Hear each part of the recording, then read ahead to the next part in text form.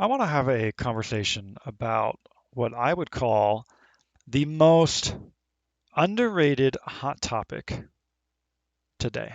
The most underrated hot topic today. What is this topic? It is the topic of definition. It's not something that at least I have heard very much. I haven't heard many arguments about this. It's not that I haven't heard anything at all. It's just not a common topic that I hear these days.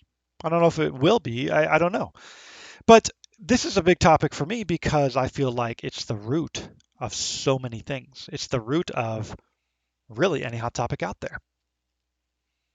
Oftentimes I've thought about the dynamics of definition and good and evil. And I would say that in my experience, again, with the 6 countries I've lived in 36 years on this planet, and my efforts to try to understand, I'm not just like rolling through life. I'm trying to understand life, making a conscious effort. Um, I haven't met anybody who is completely evil. I don't know if I've ever even met anybody who wants to be evil. I've heard people talk about wanting to do evil things, but it's not like when I say evil, I mean like wake up in the morning like how can I screw the world over today? That's my goal today. I want to make this world bad. And if it's even the case, there was chances there's a history behind it, right? If somebody, had a loved one get, if a tragedy happened in someone's life and they felt very unjust situation, unjust outcome, then yeah, maybe they'll want to make the world a worse place. But it's to me that's not coming from a heart of evil. That's coming from despair or maybe revenge. But evil, I don't know if I would call it that. I think the closest thing to somebody who's just outright evil through and through might be like a serial killer. But I've never met one, so I don't even know.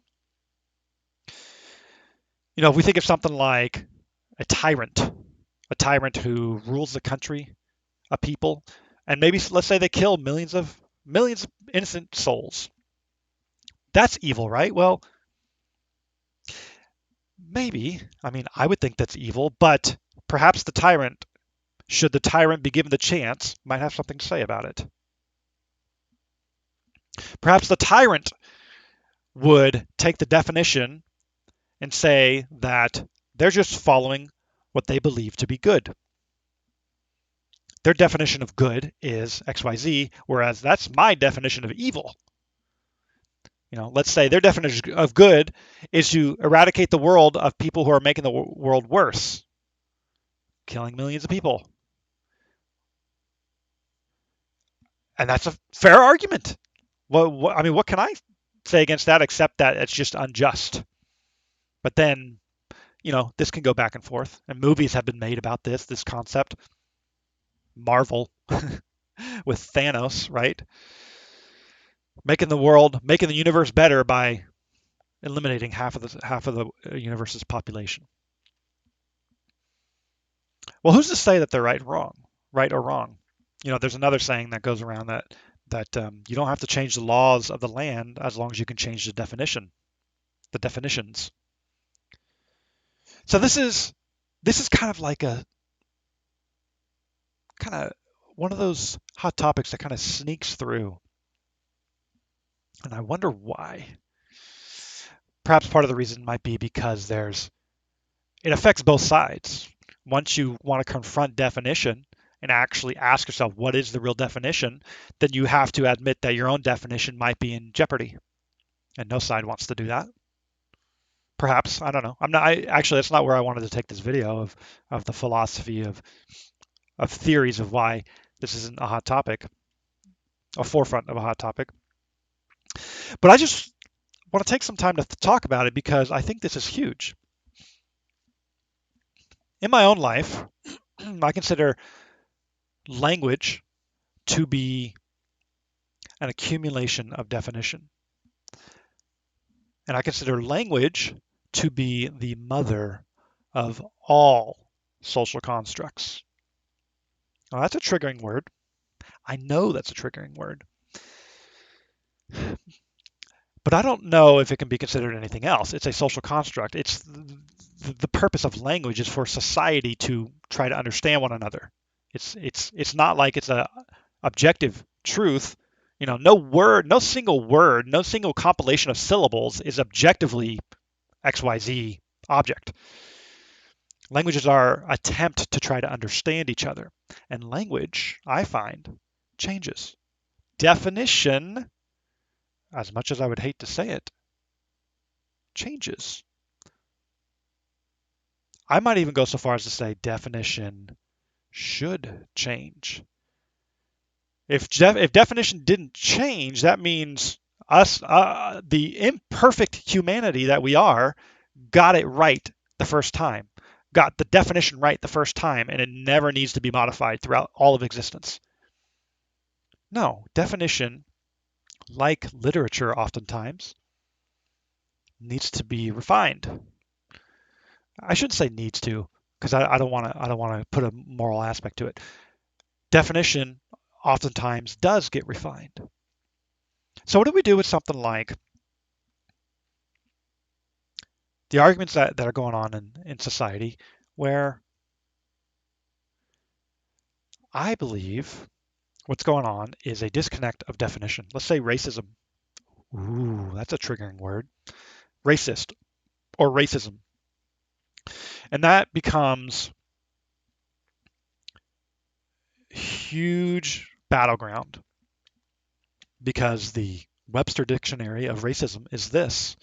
The woke definition is this. Well, who's right? Who's right?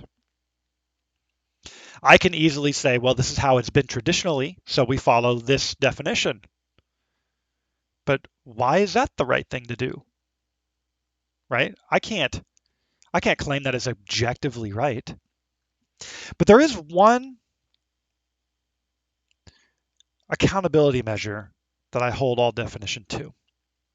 And this is what keeps me calm at night. This is what keeps me not freaking out about what's going on in the nation or in society, is this accountability measure. And the reason why it doesn't freak me out, the reason why this calms me down is because this is an inherent accountability measure. It is not something that one, calls upon themselves to be noble and true. It's called this accountability upon themselves. No, it's inherent, regardless of what definition we want to give, what facet of life that we are a part of. This sticks whether we like it or not. And it's this principle, which is consistency. As simple as that, just consistency. So let's say somebody wanted to come up with a definition of racism and say, racism is somebody who wears a blue bow tie. That's racism, right? Now for me, I would think, that's pretty crazy. Never heard anybody say that before. I would highly disagree. Go down the list of how terrible that is, but I can't objectively say you're wrong until I have an objective objection. I did not mean that to be any kind of pun. Until I have an objective objection. And this would be my objection. Can it be consistent with itself? Anything that cannot be consistent with itself is a paradox. And a paradox means that very thing, that very concept, cannot exist. Even definition, even if it's just a concept. It doesn't have to be a tangible thing that I can touch and feel or put evidence, extract evidence from. It can be even a concept if it can't remain consistent with itself. So let's take the definition of racism being anyone who wears, what did I say, a blue bow tie. Well, that means anybody we see, anybody we know wearing a blue bow tie is racist. And I find that is extremely difficult to be consistent because once we see somebody we know, somebody we love, somebody we even admire, wearing a blue bow tie, we have to ask ourselves, do I really want to adhere to that definition and label this person as a racist? And then what happens is we either have to change the definition again, which is, to me, is totally okay, or we have to make concessions, which that's where I draw the line. If we have to make concessions for a definition due to its inconsistency with itself, that's where I'm going to call out a paradox. So that's just some brain dump on the topic of definition. And I think that it would do great wonders for us to be open to anybody's definition and then adhere to the inherent quality of consistency. Thanks for watching. Catch you next time.